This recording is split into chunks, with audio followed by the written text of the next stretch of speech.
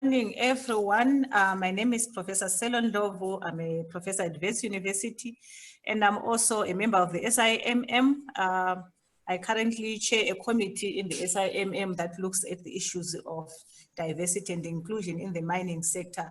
So I would like to warmly welcome you all our participants for the webinar today. This webinar is brought to you by SIMM and also in partnership with WIMSA, the Women in Mining for South Africa. I really appreciate that you joined us today to have a listen to a talk on the value of women's organization in the mining industry. It's a bit of an issue, I think, for all mining countries, considering that the mining industry is one of the oldest industries in the world, and yet there are still a lot of issues in terms of gender disparity within the sector. And because of this, there's been a lot of developments in terms of trying to raise awareness with regards to this issue. There are a number of organizations across the world and also locally that have been set up to try to seek to try to raise a lot of awareness in terms of issues that are related to gender within the mining industry.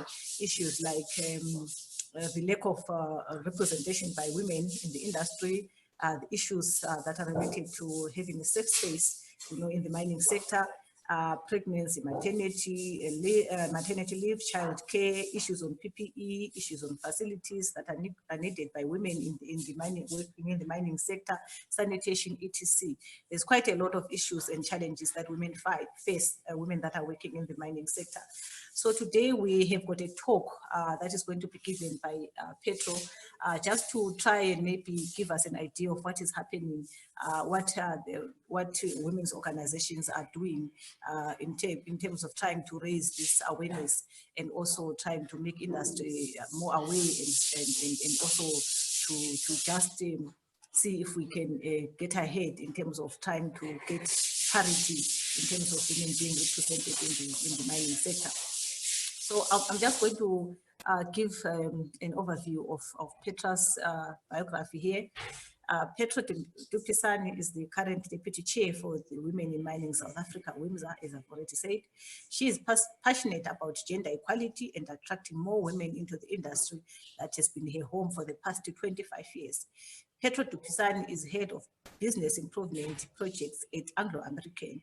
She supports the deployment of Anglo American's operating model and various strategic business improvement initiatives across platinum, coal South Africa, and Kumba iron ore. She was Genco Beza and as a graduate worked across the world as an exploration geophysicist for Billiton. She is a past president of the South African Geophysical Association. Petro has worked as a geoscience consultant, geophysics researcher at CSIR, and has for the past 12 years at Anglo American transitioned from being a technical geoscience specialist into business improvement. She leads a team of in-house business improvement consultants. In 2018, she formed part of the CEO's Elimination of Fertilized Task Force. Petro hosts a podcast called On Change and coordinates WIMSA's podcast called Network. Petro holds graduate degrees in exploration geophysics, a master's degree in earth science practice and management, and is currently completing an executive MBA through UCT. So Petro, we welcome you today, and we hope you can give us a talk on the value of women's organization in the mining industry and just sensitize us to what is happening. Thank you so much. I'll give the floor to you now.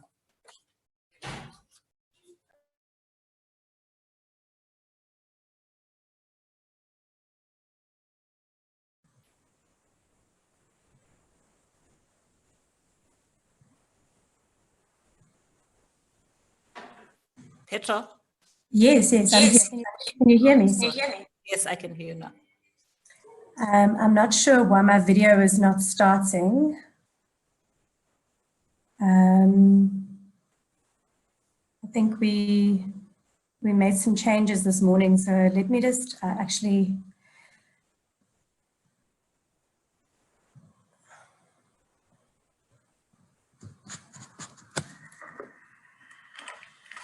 Is it your presentation? I'm just trying to see what I can do here. We did a test yesterday and everything was working. Let me just try to start my video.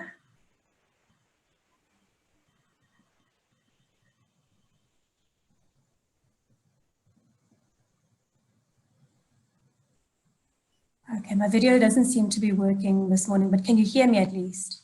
Yes.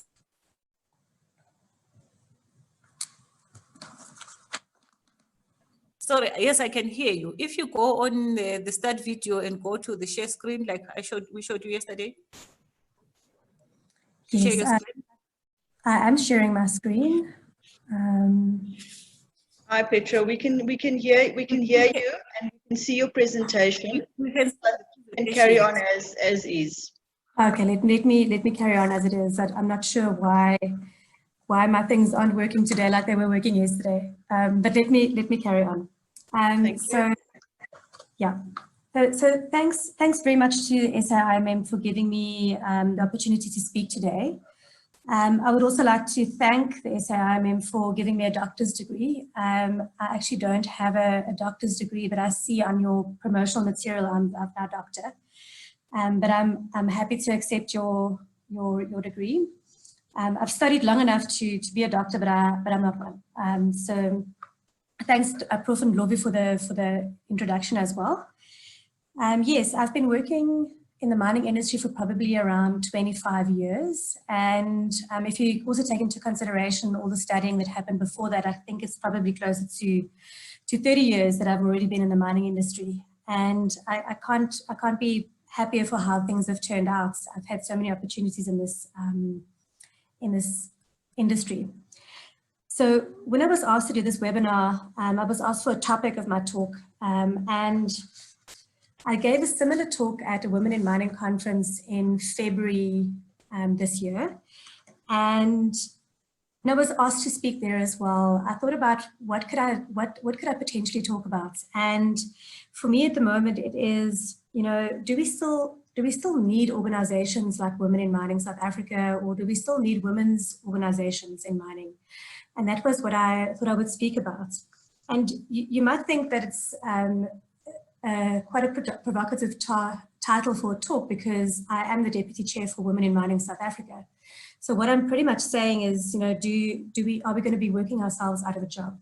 So are we actually going to, at some point, not need organizations like us? But I think at this point in time, and where we currently are in the history of South Africa and the mining industry, is that my position is that we definitely still need women's groups, and that they are valuable and still very relevant in mining.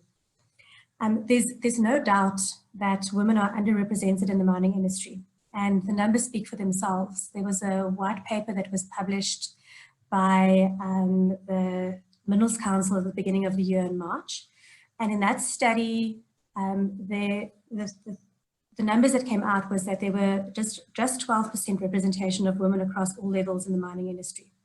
So there's many historical reasons for this. And if you think about it, women have only recently joined the mining, or even the workforce. It's only been very recent, probably like 50 or 60 years, that women are actually full-on part of the workforce.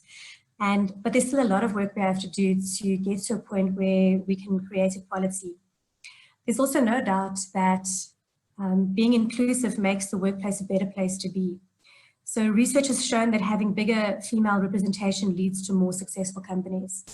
At WIMS's Women in Mining breakfast last year in August, we had a fantastic talk by Ramisha Motlelal, and she showed us through her MBA research that greater female representation makes companies more successful in almost every aspect of business.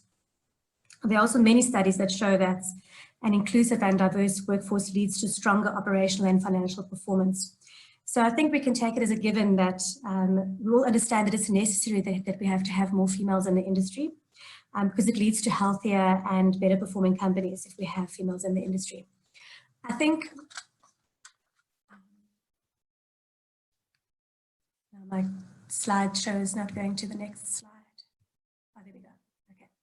So I think there's three major reasons why we still need women's organizations. And the first of those is creating awareness about everything that still needs to happen for us to get to a place where we have some sort of equality.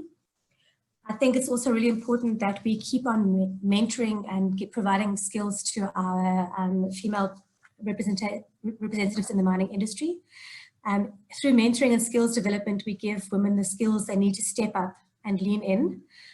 Inter-company mentorship is also really important because it supports those women who are working in companies that don't necessarily have a formal mentoring program.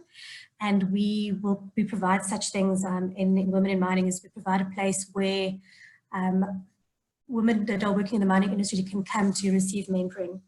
And the third reason why I think Women in Mining organizations are still very important is that we provide a platform where women can network and speak to each other and tell their stories. So if you look at this picture over here, this is me when I was 10 years old on the left-hand side. So that is me as a 10-year-old, not even considering the mining industry, not even knowing that something like that might exist and that it might potentially be a place where I'd be able to work. And then on the right-hand side there in the middle is me with some of my friends when I was sort of 16, 17 years old. And to be honest, when I was 16 or 17 years old, I had no idea what I wanted to study. And I don't think any 16-year-old really knows what it is they want to study.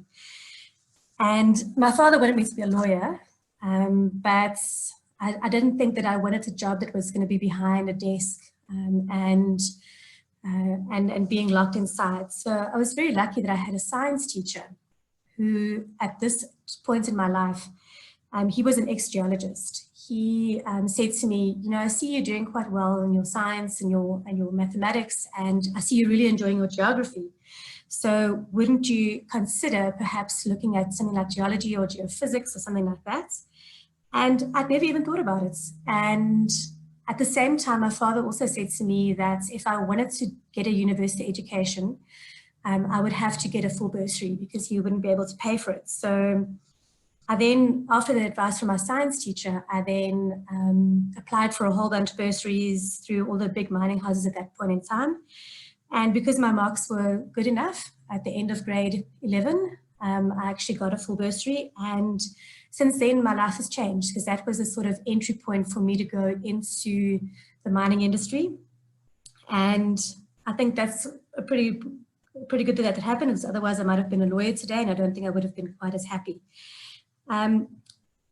So that 16-year-old girl that you see in the picture had no idea what she was getting herself into. She had no idea the ups and downs and roller coaster that she would have to face through this. But if I look back at all the amazing people that I've met as a result of being in the mining industry, and all of the amazing places I've seen, because I started off as a geophysicist and I got to travel the world, I must say that I wouldn't change a thing. It's been an industry that's really given me a lot of opportunity. I don't know where the other two girls in the picture ended up or what they're doing right now, but I hope that they've made as many friends as I have, and that they've worked in an industry that's given them so many opportunities. So I guess what I'm trying to get to is that, if I just take you to this picture, is that we have to create awareness that mining is an option. It's a place to go. It's a place where you can actually have a very good career. So normally WIMSA hosts an annual career day at Fraser Alexander, which is sponsored by various mining companies, suppliers, and government organizations. And this is a place where we create awareness that mining is a viable option as a career choice. We organize a fun day for learners with our games and talks, and a career fair where they're exposed to various careers in the mining industry, and where they can also talk to current students. So at the last one we had last year, there were a couple of people from the Geological Survey, and they were showing them all of the rocks and just creating a lot of conversation. So we're still working towards how we're going to do something like this year, because we're in a completely different mode of work, I guess, at the moment. But if you've got any ideas about how we can create awareness amongst learners that might be in your circle, we'll be happy to hear them. We recently hosted a virtual networking event, and we asked our members what struck them most about being in lockdown. And one lady mentioned that she hadn't realized just how important mining is for the economy and for South Africa. Think about it. Without mining, we wouldn't have had the resources to stay connected. There wouldn't have been parts to build the computer we are currently connecting on. And there wouldn't have been power for me to connect with you right now. So I think we have to do more to attract more youngsters into the industry, because it's such an important industry for the economy and for South Africa. And I think for girls, it's important that we create awareness that working in the mining industry is an option. It's something that you can actually do. I would never have known that it was an option if I hadn't had that teacher who told me that I could consider working in the mining industry. And since then, I've had a lot of opportunities to learn and grow. And I started with an exploration and had opportunities to travel the world. I've worked for a small consulting firm. I did geophysical research for the CSIR and worked in a lot of platinum mines at that point in time. And now I'm back at a corporate where I've had many different jobs over the years, from geoscience to business improvement. So organizations like WIMSA help to create awareness that mining is an option, and we get all the way to our school learners. So as Prof. Ndlovu said at the beginning when she was introducing me, I had the privilege to be part of Anglo American's Elimination of Fatalities Task Force in 2018 and 2019, where I had the opportunity to speak to many women across all levels in the organization. And I saw women doing all types of work, from artisans to boilermakers, electricians, truck drivers, occupational hygienists, geologists, mining managers, the list goes on. And after this experience, I know that there's not a single job that a woman cannot do in the mining industry. To create awareness, it is important that we tell the stories about women working in the industry, showing the positive impact that they are making and how the industry has helped them to gain pride in their work and support their families.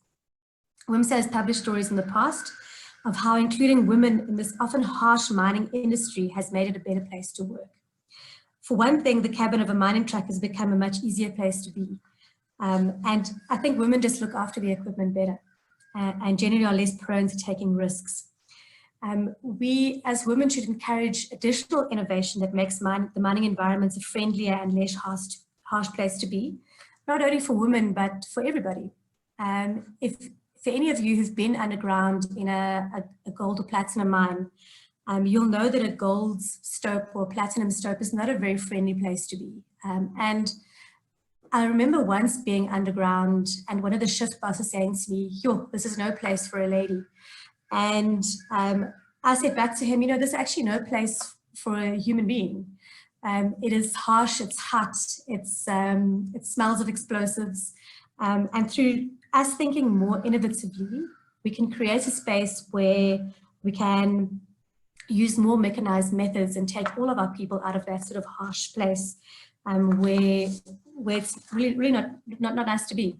So think about it. If you had a daughter or a sister or a mother who was working in that industry, wouldn't you also want to be working towards innovation that would take people away from that mining phase as well? So yeah, mining is a choice. It should be some place where all people should be happy to be able to work. One other area that we work on as women's organizations is around creating awareness about gender equality. And despite all of the positive developments that have happened in the last couple of years, the white paper that was published by the Minerals Council earlier this year shows that women still only make up 12% of the South African mining industry. Now, there are many reasons for this, such as, you know, it's entrenched that it's a place where there's a lot of hard labor and we need men to do the hard labor, and that it's not suitable for females. But like I just said, with the advancements of mechanization and technology, this can be changed. Women are also underrepresented in terms of management across all levels. And I think the mining industry needs to do more to attract ambitious young women. I think old-fashioned gender-based stereotypes should be abolished. We should try and figure out how we can get more of our young girls into STEM subjects at university. And we know that at university and engineering departments, there's a huge lack of females even entering that industry. And according to UNESCO statistics, only 23% of STEM talent globally is female. And we need to create awareness about that and try and attract more young females into the industry. Women's groups and organizations create awareness about this gender inequality that still exists. And I'll talk a little bit more about that when I get to, I'm going to sort of give a brief overview of the white paper when I get to the end of this talk. So creating awareness, let me just go to the next slide. Creating awareness is one thing, but there needs to be action that flows from that. If you look at the bottom picture on this specific slide, when the new mining charter came out 2 years ago, Women in Mining South Africa pulled together a couple of discussion circles so that we could discuss all of the targets that we were being put forward. And we sort of spoke about, you know, how do we get more women into the industry? And, you know, how do we make sure that the numbers that are in the mining charter are actually the correct numbers? And yeah, so that's what we did. We pulled a whole bunch of people together and yeah, and we spoke about it. So at the top right picture over there, you'll see what we also do, and I think Prof. Ndlovu mentioned at the beginning of the talk, is we've started doing podcasts. So we're sort of experimenting with putting podcasts of each of our events. We get the speakers to come and share their talk on podcasts. So if you are interested in listening to some of our past speakers, or you just want to hear what we're busy with, you can find our podcast on any podcast player, and it's called Network. So you'll find it where you find your normal podcast. So I think that you can see that creating awareness is a large part of what women's organizations do. Creating awareness consists of making girls aware that mining is an option, telling stories of women who are thriving in this industry and the value that women bring to the industry. And then, of course, publishing the numbers and maintaining the pressure for more inclusion and diversity. So the next piece that I'd like to talk about is mentoring. Just going to get my screen to move to the next slide.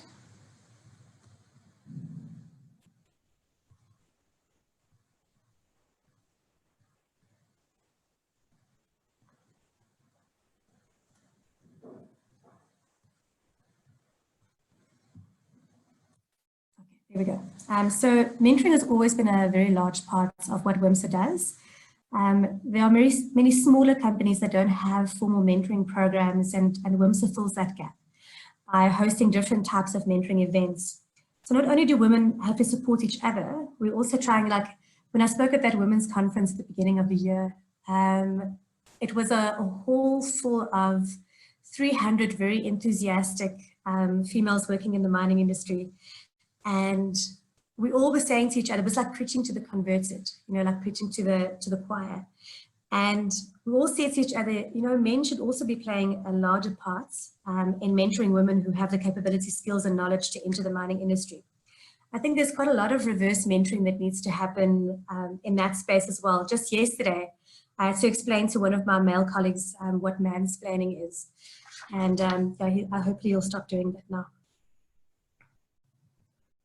Cool. So last year, I had the privilege to talk at the opening of the Women in Mining chapter for the mining engineering students at WITS.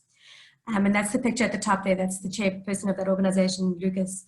And he invited me, and it was so nice to see his support of all of the girls who are currently studying mining engineering. And my first advice to young females entering the industry is to get your hands dirty. Wear the gumboots and do the work. That was what one of the ladies speaking at the event said. You have to wear the gumboots and you have to do the work.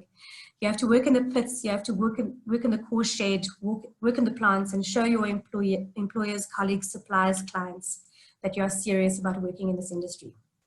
You have to get your street cred, earn your stripes, or nobody will take you seriously 5 to 10 years down the line. And I've seen that so many times with young women entering the industry and too quickly ending up in a corporate type job. and then they just don't get taken seriously later on. So that was sort of my advice to those young mining engineering students, is to get out there and show them that you can do the job. And that's how you will get taken seriously. If you have any new improvement in technology or innovative ideas you'd like to implement, you also need to understand the specific industry that you're working in. I've had many mentors along the way, and I can't tell you how important it is to try and find mentors in the industry that can help you.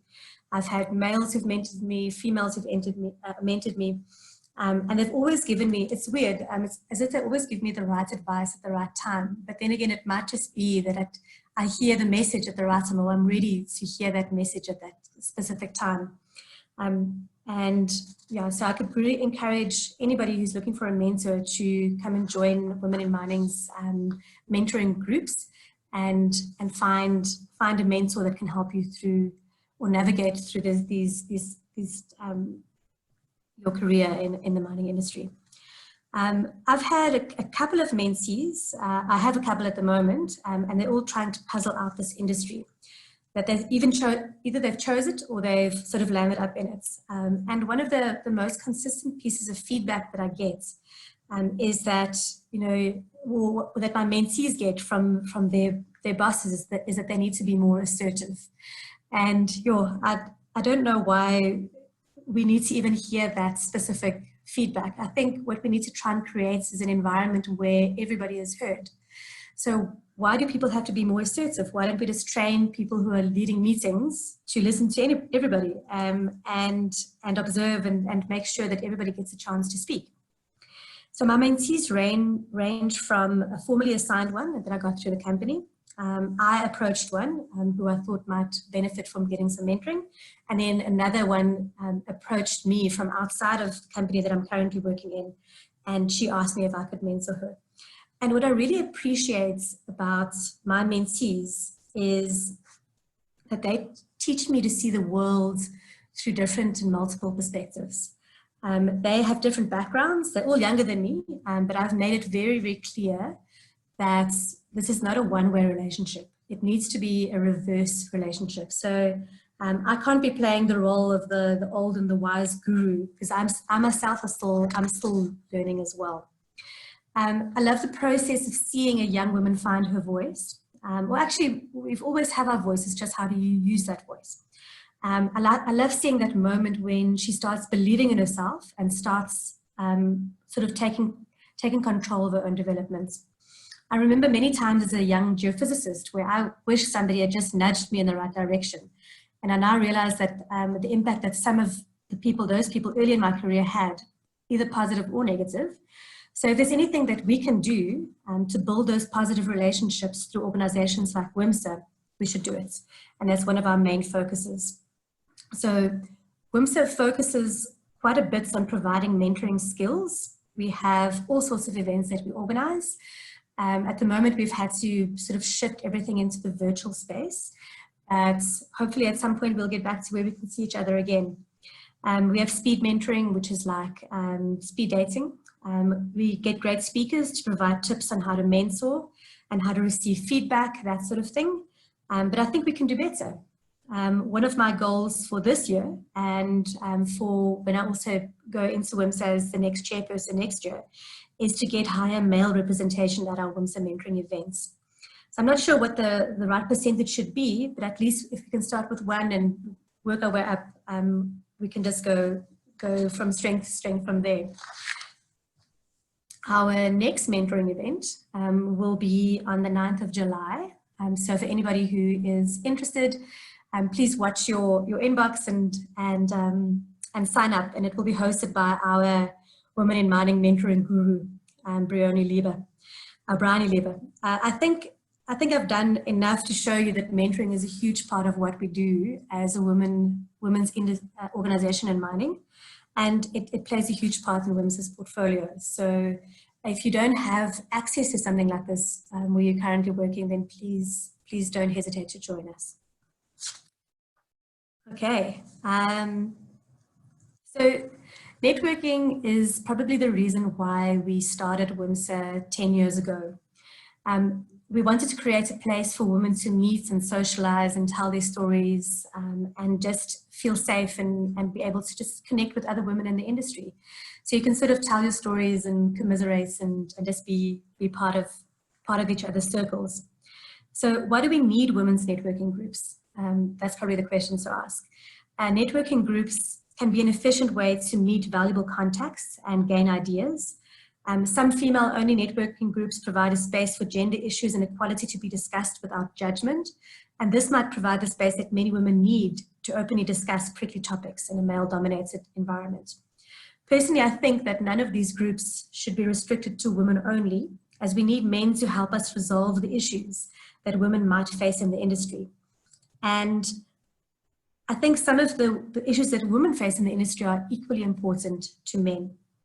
I don't think anybody wants to face back injuries due to lifting heavy equipment. Lifting heavy items like trucks used behind truck wheels to prevent them from moving is often a barrier to entry for women. But to be honest, I'm sure women would also enjoy not carting around heavy stuff as well. I'm sure many men would like to enjoy more time with their infant children. And South Africa's legislation is slowly shifting in that direction. So childcare isn't, or shouldn't be, only a women's issue. It was quite interesting. When I was speaking to the ladies in the February events, I put it to them that, you know, I've heard so many times in my career that somebody would say, you know, we can't hire that woman because she's just going to get pregnant, and then she won't be able to do the work and that sort of thing. That's just nonsense. It's complete nonsense. So I put it to them and I said, well, why don't we just give men the same amounts of paternity leave that we give women? So if they also have like 3 or 4 months or however many it is that we give, I think that would completely just take that argument away. So, but it was quite interesting to see the reaction of the women in that forum. A lot of them were like, no, we can't give the babies to the men. It's just not going to work. But I think we should think about it more. Anyway, my point is that groups should promote equality. That promote equality should consist of both women and men, and that things labeled as gender issues might just be people's issues, which can be resolved through some creative thinking or legislation or technology. Okay, so we also connect, as Women in Mining South Africa, we also connect with a number of other global women in mining groups. At this year's Indaba, we had the opportunity to connect with some other women's organizations, like Women Australia and Women UK. And this is something we'd like to do much more of in the future. And already we are working with groups like IWIM and AWIMA to create more awareness about women in the mining industry. Last year, we also partnered with SAIMM to host panel discussions at the Young Engineers Conference. And we'd like to build on this relationship. We are already talking to SAIMM on some ideas for Women's Month and beyond. Everyone loves a good inspirational talk. And through networking events, I've seen many women inspired by our female leaders. And yeah, so we don't just do networking or just have events to inspire and speak. We also like to celebrate. That picture on the left is of our 2019 year-end function, where Desh United was our speaker. And on the right is our Women's Day breakfast that we had last year. I've attended my fair share of women's networking events, and what I've seen happen at these are truly remarkable. I've seen women connect with each other and support each other's businesses. Depending on the format of the networking event, I've seen women inspired by speakers or participate passionately in panel discussions. Topics being discussed are moving away from the challenges we face as women in the industry to the solutions of those challenges. I would like to see more discussion on how to face our biases, recognize them, and then finding solutions together. Yeah, so networking is a huge, huge part of what we do as women's organizations. We had our first virtual networking events a couple of weeks ago, and we asked ladies to just come as they are in their bathrobes, whatever they are, just come and we're going to just check in with each other. We had various breakaway rooms where we chatted to each other and just made sure that, just checked in with our female colleagues to make sure that they're okay and that they're coping in this sort of lockdown situation. What's really cool about these online networking events is we've had some criticism in the past that We're very Johannesburg focused. But what these events do is we had people dialing in from all over the country. And we also even had people dialing in from other African countries and from the UK as well. So I think we will probably organize a couple more of these in the future. Okay, women in mining organizations are currently seeking ways to also connect with each other. WIMSA is working with other groups such as iWIM, which is connecting global WIM groups, as well as AWIMA, which is trying to connect African WIM groups. We've also entered a partnership with the Minerals Council. The blue document on the right there is the white paper, which will guide mining companies through addressing gender equality issues. And it dovetails very nicely with one of our initiatives that we intend to start this year, which is around developing women in mining starter packs for operations. And if you look at the action plan that the Women in Mining, the Minerals Council came up with, I think it's very aligned with some of the things that we as WIMSA don't offer. So we sort of connect with each other, we fill each other's gaps. So I'd like to highlight a couple of things from the Minerals Council white paper on women in mining, which was released in March. According to the study, 12% of women account for 12% of the South African mining industry. In mining companies, gender-inclusive workplaces are generally safer, and the overarching conclusion was that the industry needs to attract and retain women at all levels. An advisory committee has been formed, of which Women in Mining South Africa is going to be a part, and we're going to address issues that persist for women in the industry. And the priorities are to promote gender diversity at all levels, to help women reach their full potential and to close the gender pay gap, to develop policies that advance and promote and protect women, and to adapt the workplace to accommodate women. And like I said, Women in Mining South Africa is part of this committee. So what I thought I'd do at the end, or I'm sort of nearing the end of the talk, is I'd like to sort of pose these 5 questions to you, and just 5 questions to ask yourself. So, would you encourage your daughter to start a career in mining? I'm guessing that a lot of people listening in here are working in the mining industry. Have you ever been in a strategy session where there were no women at all present? Do you laugh at the idea of having that men can have 4 months of maternity leave? Do you think that COVID-19 that women have had the same experience, if you think about the people in your team? Would you have chosen to work in the mining industry if you were 18 years old again? So if you answered no to question 1, or yes to question 2, or yes to question 3, or no to question 4, and no to question 5, you need to ask yourself why. Why are we still having barriers in this industry? I always like to put up a picture of all of the amazing committee members that are working behind the scenes to make everything we do at Women in Mining South Africa possible. So these are all of our committee members at the moment, and these people are all volunteers. So we give up of our time freely to organize events for you and to create awareness and create mentoring circles and create networking events. So Women in Mining South Africa is turning 10 years old this year, and I thought I would just put up our slide here. So our theme for this year is Future Fit, and it stands for being focused, inspired, and transformed. So we want members should be focused, know their personal goals, and know their own dreams and ambitions. And as a committee, we focus on sector goals and ambitions. We want our members to be inspired. When members engage with WIMSA or other members, we want them to feel inspired. Our events and tactics will inspire all who work and network alongside us. And we want to work towards transformation. So how do we get more women in the industry? And how do we get our ideas out there? How do we transform stereotypes? And how do we transform the status quo? So just a couple of additional thoughts I just want to throw out there while I still have a couple of minutes of your time We talk a lot about he for she programs where men mentor women and put themselves in women's shoes to understand the challenges that they face.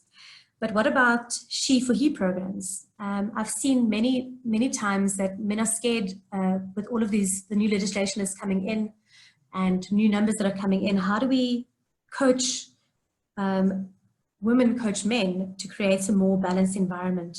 I think women need to mentor men on how to be more flexible and more inclusive. And then I just wanted to reiterate that one of the projects that we want to start working on this year as Women in Mining South Africa is for those operations who don't have women in mining groups at their specific operations at this point in time.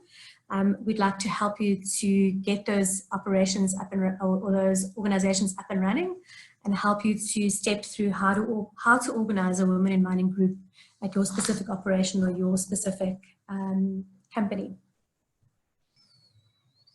And then finally, if you need to know more about, or if you want to find out more about what Women in Mining South Africa does, or more about who we are, you can find us at a couple of places. We are on the internet at Women in Mining South Africa, womensa.org.za. We're also on Twitter, we're also on Facebook, and we're also in LinkedIn. So with that, I think I'm a little bit early, I think like 4 minutes early. I'd like to hand it back to Camilla for questions. Thanks. Thank you very much, Petra, for this thought-provoking talk on the role of women's organizations in terms of changing the diversity landscape in the mining sector. I think all of us as participants today, we gained a lot of interesting perspectives in terms of what the organizations are doing and what the mining industry as a whole should also be, doing to complement some of the activities that these organizations are doing. So thank you so much for that presentation. I'm sure all of us gained very much from your talk.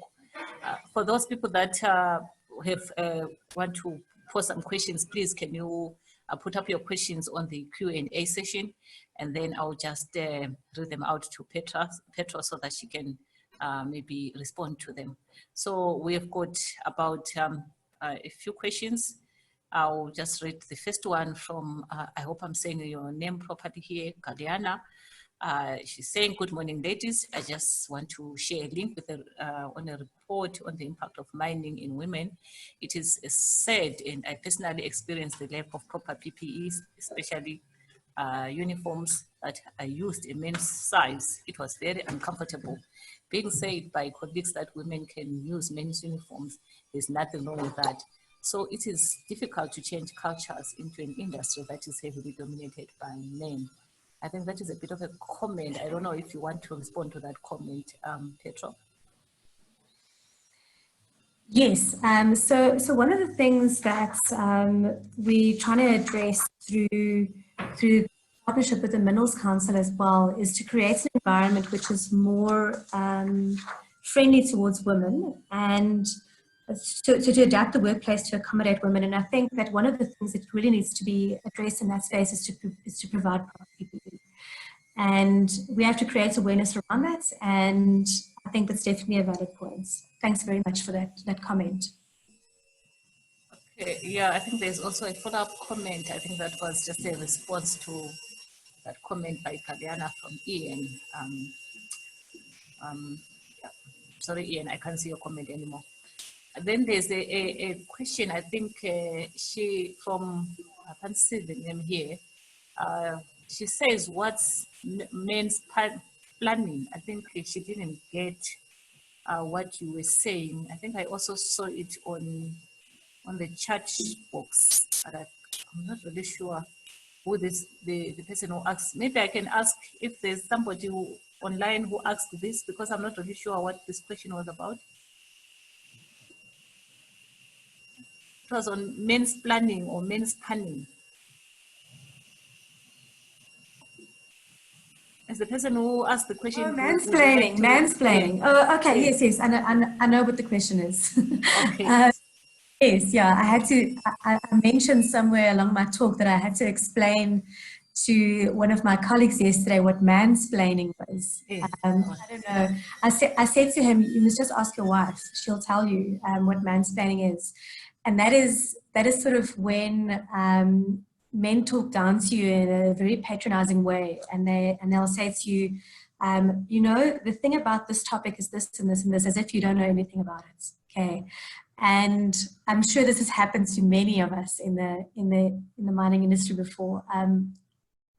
And yeah, it's sort of like you have your degrees in maths and science, and still you need to be explained to, you know, how this thing works. And I think that, yeah, that's what it is. I'm sure it's happened to many of you.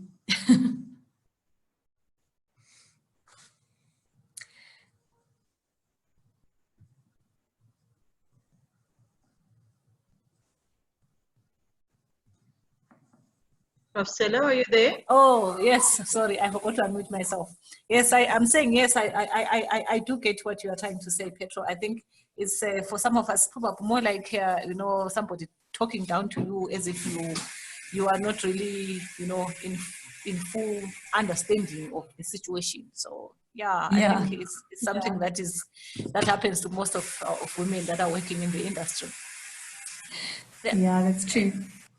One other question here is from Lindy, who is asking, how often do you speak or spend time with your mentees? How often do I spend time with them? I try and connect with them. I leave it up to them. So I leave it up to them because they'll know the case when they need to have an interaction or maybe ask a question. Mostly it's normally somewhere between 4 and 6 weeks that we check in with each other, and we check in for about an hour or so each time that we check in. But I do leave it up to them because it doesn't help for me to force. The role of a mentor is to ask questions for mentees to solve their issues by themselves, or to give them the skills to be able to solve their own issues. So what I do is it's too rigid to say, okay, once a month we're going to meet for half an hour or that sort of thing. I leave it up to them because they normally come to me then with a whole bunch of things. You know, I was in a situation and this happened to me, and what do you think about that specific situation? Have you been in a similar situation? And then we can talk about it. So somewhere between 4 and 6 weeks, but no longer than 2 months, I would say. Thanks for that question, Lindy. Okay, then we've got also a comment here from Gwyneth. She's saying, I think one of the reasons young girls are not interested in or shy away from the mining industry is because of the misconception that the industry is limited to working underground and performing manual labor. In doing away with this misconception, I think it's also important to divulge more information on other avenues within the industry other than working underground. And I think that is going to become more important, especially, well, that's my addition to the comment, especially now with this big data analytics and stuff like that, that the industry is not only focused on underground, but also a different way of approaching mining. I don't know if you can maybe comment on that also, Petro. Yeah, I think that's quite a common misconception. If you think about a big mining company like Anglo Gold Ashanti or Anglo American or Impala Platinum, one of those, there are many more jobs out there than just going underground. Yes, there's still people who are going underground and working and doing things underground, but there's also open cast mining where people are driving trucks. When I was part of this elimination of fatalities task force, I got the opportunity to speak to over 1,500 people across the whole industry, and there's people driving trains, there's boilermakers and artisans, and I think through having talks like these or career days or anything like that, we have to create awareness that it's not just about doing hard labor underground. And in any case, I think the whole industry is moving away from it being underground manual labor and towards more mechanization, which opens up even more avenues for women to be able to do work. If you climb into one of those big trucks at one of the open cast mines, it's like a video game. It doesn't even actually feel like you are busy digging the rock that's been blasted. It actually looks and feels like a video game. There's an operator sitting there with a kettle behind him. He makes himself some tea. I shouldn't say he, it should be she. and it's two joysticks that are operating that channel. So it shouldn't be, we should definitely get away from the perception that it's all hard labor and that women can't do it. I think there's not a single job in the mining industry that women can't do as well. But thanks a lot for that question, Gwyneth. Then we've got Ian here who says, can you recommend a good technical report supporting the concept that women add value to a mining company? Not just self-justification, but a meaningful study. Yes, I can. So I think, I'm not sure how this is going to work in terms of providing information later on, but there have been a number of studies. So I mentioned Ramesha's talk last year. She did an MBA study on the value that mining, that gender diversity and inclusion bring to the mining industry. That's one of the studies that we can share with you.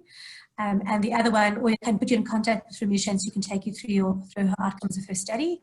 There's also been a report that was released by Women in Mining Canada, and we can make that available as well. So I'll take that one on board and I'll share it on some of our social media pages so you can get access to some of those reports. Thanks for the question, Ian. Then we've got a question from Stacey. Actually, Stacey raises an important question, which I was also going to raise with you at the end. She says there's always a great engagement with WIMSA. What is next for women in mining groups? Are we seeing a bigger role in policy making and women in mining making a change in legislations? Yes, that's the part around raising awareness and making sure that we move towards a more inclusive and diverse workspace. I think the partnership we currently have with the Minerals Council is going to sort of enable us to move closer towards where we can start making changes in legislations and encourage people to enter the industry.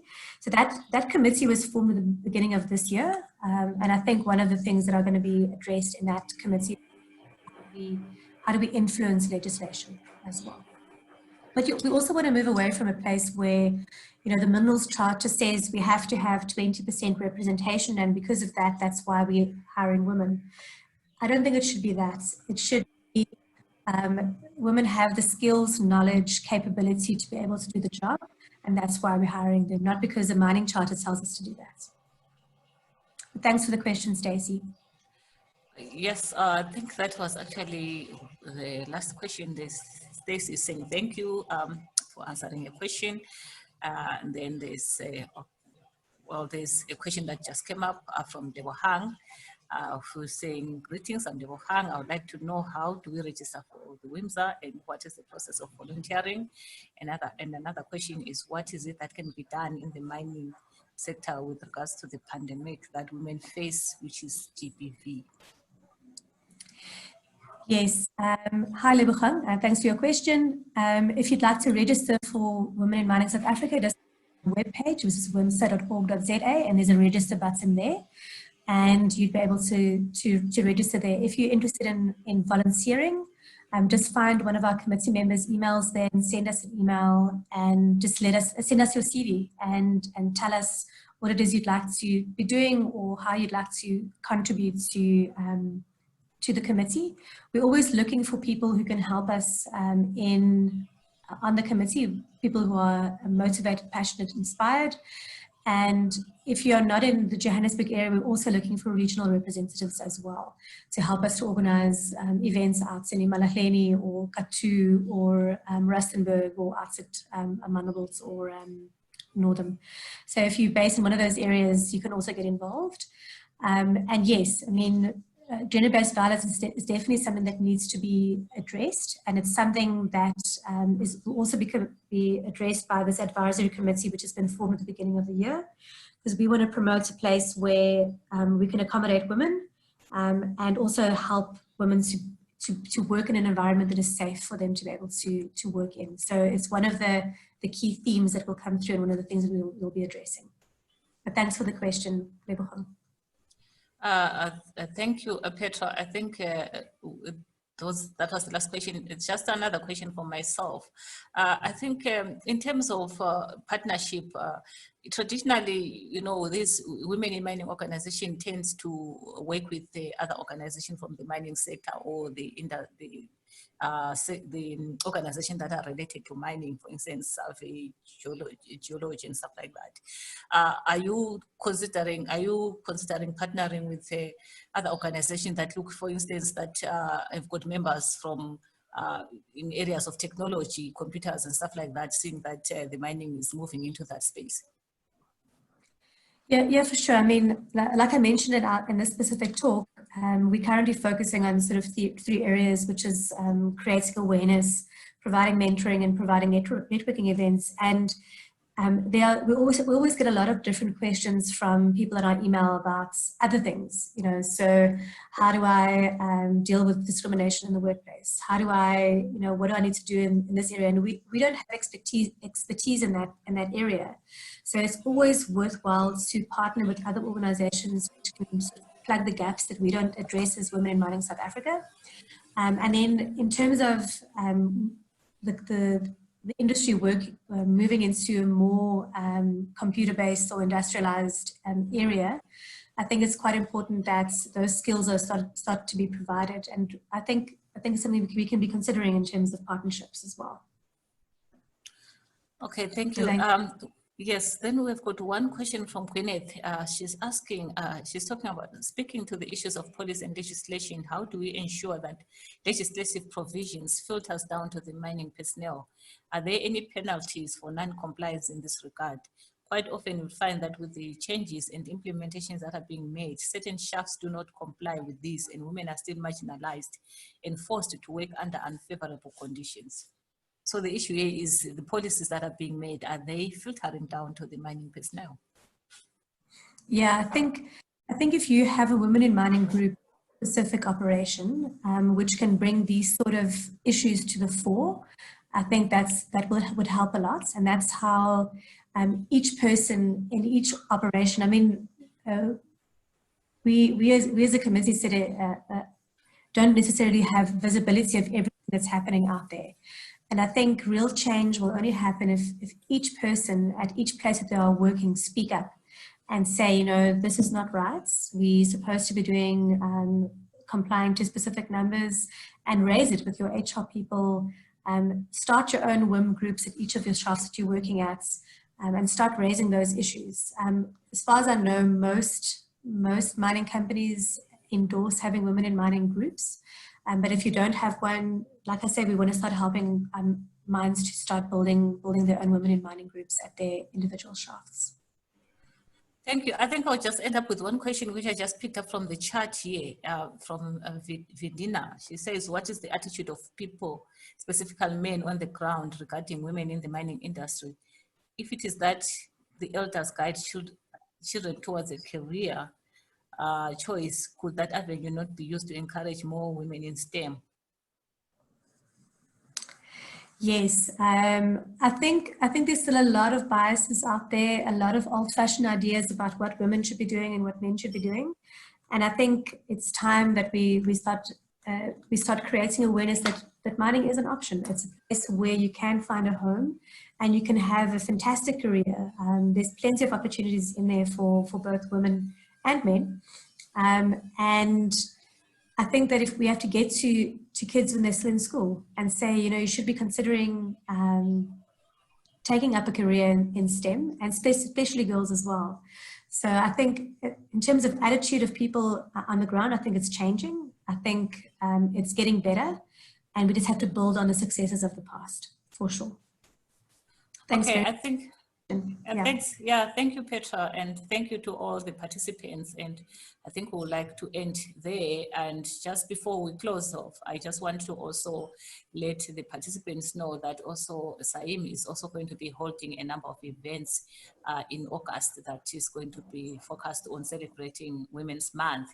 We've got a series of topics that will be presented through webinars on a weekly basis that are going to be touching on issues such as gender inclusivity in the workplace, creating a positive environment for people for diversity, also looking at strategies for mental health, which is also an issue that I think you did mention a bit when you're talking about how women and men have responded to COVID. So it's an issue that should also be maybe considered. So these are some of the topics that are going to be presented on a weekly basis in August. So please watch out for the adverts that are going to be coming out in July, advertising this series of webinars. We'll be having a lot of high-powered speakers coming to talk to us about that, and we hope that you can join SIMM to celebrate Women's Month through these talks. So thank you very much all for attending, and